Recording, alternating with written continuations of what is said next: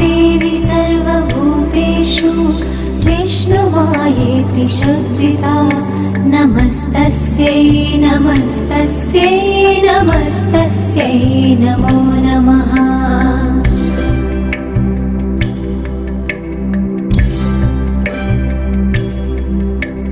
या देवी सर्वभूतेषु चेतनेत्यभिधीयते नमस्तस्यै नमस्तस्यै नमस्तस्यै नमो नमः।